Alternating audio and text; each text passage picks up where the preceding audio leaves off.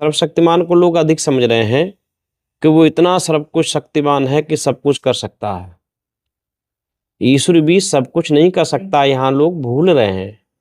सब कुछ नहीं कर सकता। सर्वशक्तिमान तो है, सर्वशक्तिमान इसलिए है कि वो अपने कार्यों में किसी की सहायता नहीं लेता। तो फिर आत्मनिर्भर किसे कहेंगे? तो फिर सर्वशक्तिमान और आत्मनिर्भर क्या एक दूसरे के पर्यायवाची माने जाए?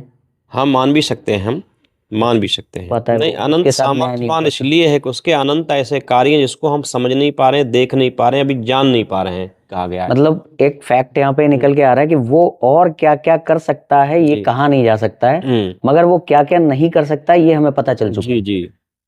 ऐसा तो नहीं कि वो और क्या क्या जो कर सकता है उसमें ये वाली चीज भी आ जाए कि हमने जिसको लगाम लगा दी है कि वो ये नहीं कर सकता, ये शायद और क्या क्या कर सकता है में इंक्लूडेड हो जाए। हाँ, जो हमें नहीं पता चल रहा है अभी। हाँ बिल्कुल सही, ऐसा भी हो सकता है, क्योंकि उसकी व्यवस्था को वही जान सकता है, हम लोग पूर्ण नहीं जान सकते। जितने भी उसके अच्छा, विषय में जी कभी हम पूर्ण घोषणा कर ही नहीं सकते हैं, जी। ना करने की ना करने की। तो ये ना करने की है ना कि वो कुछ कार्य हैं जो वो नहीं कर जी। सकता है, जैसे अवतार नहीं ले जी, सकता। तो कुछ है, लेकिन हम उसके विषय में घोषणा नहीं कर सकते। मतलब ये निर्णय नहीं है। बिल्कुल निश्चय आप लेने का अधिकारी नहीं हो, ना वो आपकी सामर्थ्य है। अच्छा, कि कुछ विषय में तो है, उसमें जैसे अवतार की बात लें जी। अवतार में हम निर्णय हम ले सकते हैं, हम कह सकते हैं कि अवतार नहीं ले सकता, ना लेगा ना लिया है। कि ऐसा देश कौन सा, ऐसा काल कौन सा, ऐसा स्थान कौन सा है जो परमपिता परमात्मा उस जगह पर उस समय पे है नहीं। सब जी। तो कहाँ से जाएगा, कहाँ जाएगा, क्योंकि जब न्यून और अधिक होगा तभी तो जाना आना संभव हो सकेगा। जी। जब वो प्रलय जैसी व्यवस्था को करता है, प्रलय इस संसार को जब प्रलय में बदलता है, तब किसी अवतार के माध्यम से नहीं बदलता। तो क्या छोटे छोटे जो दुष्ट प्रवृत्ति के लोग हैं, जैसे रावण हुए, कंस हुए, क्या इनको मारने के लिए, इनको खत्म करने के लिए क्या उसको अवतार लेने की आवश्यकता पड़ेगी? नहीं, उसके वो ले सकता है कि नहीं? नहीं, वो लेता लेता है ले सकता है जब वो उसे जरूरत ही नहीं है। भाई अच्छा, जरूरत ठीक ही नहीं है, और लेगा तो वो सीमित हो जाएगा, क्योंकि फिर वो सर्वदेशी नहीं रहेगा। जी जी। अवतार वाला एक देशी हो जाएगा, तो उसकी शक्ति सामर्थ्य घटी, क्षेत्र घटा की बढ़ा है। तो हमें अब देखिए 4 अवतार वहां हुए, धर्म बढ़ना चाहिए था, नहीं बढ़ना चाहिए, अगर स्थापना करने धर्म बढ़ना चाहिए था। लेकिन अगले युग में क्या हुआ, त्रेता आया तो धर्म की हानि और हुई, बढ़ा नहीं। भाई सतयुग में 4 डॉक्टर आए, 4 वैद्य आए, 4 धर्म की स्थापना करने वाले महापुरुष आए या भगवान आए कहें उनको, तो धर्म बढ़ना चाहिए, नहीं बढ़ना, अगला युग हमारा उससे बेहतर होना चाहिए, नहीं होना चाहिए। लेकिन नहीं हुआ। थोड़ा महापुरुष जन्म लेकर युग युग में आते हैं, आकर भूमंडल का वो भार हटाते हैं। ठीक इसी तरह समय समय पर महापुरुषों को परमपिता परमात्मा भेजता है और इस राष्ट्र की व्यवस्था को, समाज की व्यवस्था को परिवर्तन करते हैं। आए हैं भी, उससे पहले भी आए हैं, लेकिन ईश्वर स्वयं में नहीं आता। ईश्वर आता है तो धर्म की स्थापना होती है, मगर धर्म की स्थापना हुई नहीं और पतन हुआ। मगर वहीं पर आपने ये मान लिया कि महापुरुष आते हैं भार हटाने के लिए, भार हटा दिया। कि भगवान के आने पर तो आपने पतन माना, मगर महापुरुष के आने पे आपने भार हटाना मान लिया। हम एक तरफ कह रहे हैं कि पतन हुआ, एक तरफ महापुरुष के रूप में ये मान रहे हैं कि नहीं पतन नहीं हुआ, धर्म की रक्षा हो गई। तो ये 2 बातें हो गई। वामन अवतार में भी राजा बलि के साथ छल किया गया। छल करने वाला 3 कदम उसकी जमीन मांगी, जमीन साथ उसका पूरा राज्य ही नाप लिया।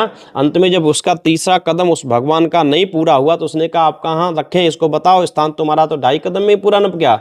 तो राजा बलि धर्मात्मा अपने आप लेट गया, साहब मैं नपता हूं, मुझे नाप लीजिए। इसको छल कहेंगे? ईश्वर छल द्वेष रहित है, वो किसी के साथ छल नहीं करता, किसी साथ कपट नहीं करता। मगर व्यक्ति एक ऐसी जगह खड़ा है जहां पे उल्का पिंड आकर के गिर गया जी, तो ये ईश्वरीय माना जाएगा या व्यक्ति को माना जाएगा? ये उसके पूर्व जन्मों का, जैसे मान लिया जाए, मतलब कर्म का फल है ये कर्म का फल है, मतलब ईश्वर के द्वारा हत्या की है, उसको एक दंड मिला कि भाई वो कहीं खड़ा हुआ और उसके ऊपर उल्का पिंड आकर के गिर गया जी। तो ये ईश्वर द्वारा प्रदत्त कार्य, इसमें तो उसका कोई हस्तक्षेप है ही नहीं कि उल्का पिंड गिरता है कि नहीं गिरता। तो क्या ये ईश्वर के द्वारा उसके साथ छल हुआ कि नहीं? जैसा छल आपने बताया कि बाली के साथ हुआ था, जी बलि के साथ हुआ था जी, इसको भी तो छल माना जाएगा। कैसे छल माना जाएगा? उसको नहीं पता था कि उल्का पिंड मेरे ऊपर गिर सकता है, उसको नहीं पता था, लेकिन ईश्वर न्यायकारी है, कहा है। यानी कि जिसके जो छल कर रहा है उसके साथ छल हो सकता है ईश्वर के द्वारा। छल हो सकता है, क्यों नहीं हो सकता? तो बलि ने कुछ हो सकता है ऐसा किया हो जो उसके साथ छल पूर्वक किया, हो सकता है, हम ये भी नहीं कह सकते, हो सकता है। हम देखते हैं कि ईश्वर पृथ्वी सृष्टि की जब रचना करते हैं तो कहीं पे वो सूर्य बना रहे हैं जी, कहीं पे वो क्या कहते हैं चंद्रमा बना रहे हैं, पृथ्वी बना रहे हैं। तो अब इसमें बात ये आती है कि सूर्य को बनाने में फोर्स ज्यादा चाहिए और पृथ्वी को बनाने में फोर्स कम चाहिए। जी, जो ईश्वर है अपनी शक्ति के रूप में कार्य कर रहा है, चंद्रमा को बना रहा है, सूर्य को बना रहा है, तो वो खुद को जो एक रस था अब वो कहीं पर कम ज्यादा होकर के कार्य कर रहा है या नहीं? नहीं। जी। जैसे जीवात्मा शरीर के माध्यम से क्रिया करता है, कार्य करता है, ठीक, विविध प्रकार कार्य करता है, ऐसे ही परमपिता परमात्मा इस प्रकृति के माध्यम से सारे कार्य करता है। ईश्वर स्वयं कार्य नहीं करता, पृथ्वी के माध्यम से वो प्रकृति के माध्यम से कार्य करता है। जी। तो यहाँ पे तो सहायता हो गई, नहीं, सहायता कहाँ होगी प्रकृति की।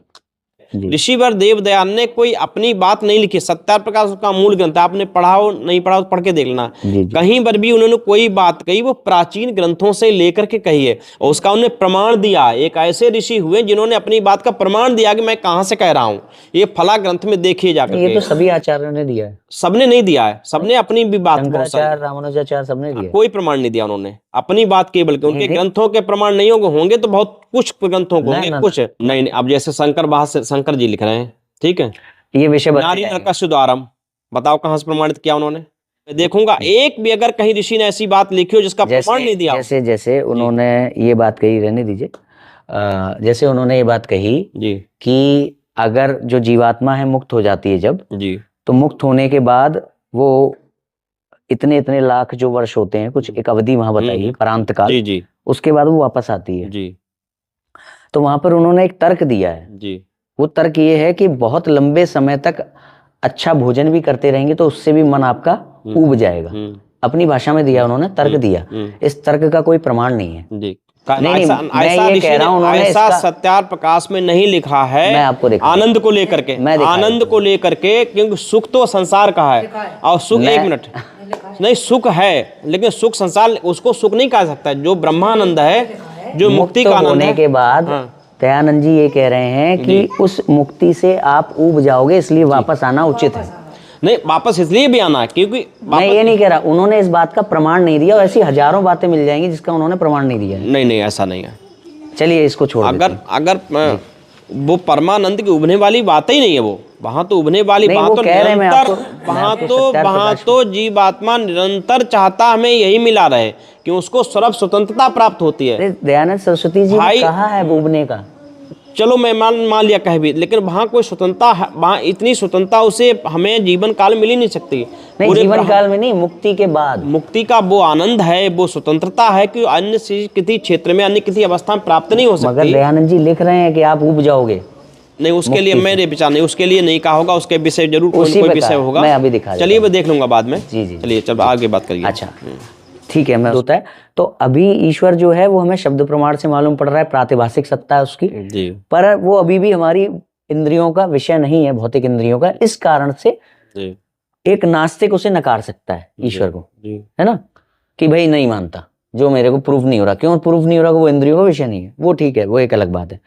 तो निराकरण इस बात का ये है कि वो अभी इंद्रियों का विषय नहीं था, मगर फिर वो इंद्रियों का विषय बना, तो इसी को कहा गया कि आना जाना सिद्ध होता है। अब इसको एक उदाहरण है कि ईश्वर सब जगह पहले से ही है, तो जब ईश्वर है सब जगह पहले से ही, तो ईश्वर ऋषियों के मस्तिष्क में भी है, तो ईश्वर के रूप में उसका ज्ञान भी है जी। फिर किसी देश काल परिस्थिति में उसके मंत्रों का आना जाना कैसे सिद्ध होगा जी?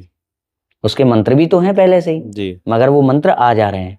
तो इसमें हमें ये मानना पड़ेगा पहले वो मन का विषय नहीं थे, बाद में वो मन रूपी इंद्री का विषय बन गए, तो मंत्रों का प्रकट होना इस तरह से सिद्ध हुआ जी। ईश्वर जो मंत्र आप जो हम देख रहे हैं कि अब पहले हम मंत्र को नहीं जानते थे जी, मगर हम किसी देश काल परिस्थिति में मंत्र को जान गए जी। जबकि हम जब ये कहते हैं कि जब ईश्वर पहले से ही है तो उसके रूप में उसके मंत्र भी पहले से हैं, पहले से हैं, मगर फिर भी हम ये कहते हैं कि हमने मंत्र को पढ़ा देखा, हमें मंत्र हमने जाना जी। तो ये आना जाना क्यों हो रहा है? जब ईश्वर पहले से ही है तो हम मंत्रों का आना जाना क्यों स्वीकार कर रहे हैं? और अगर मंत्रों का आना जाना स्वीकार कर रहे हैं तो जिस तरह से मंत्रों का आना जाना स्वीकार कर रहे हैं उस तरह से ईश्वर का क्यों नहीं स्वीकार कर सकते? नहीं, ईश्वर आता, उसमें आने की जरूरत नहीं है।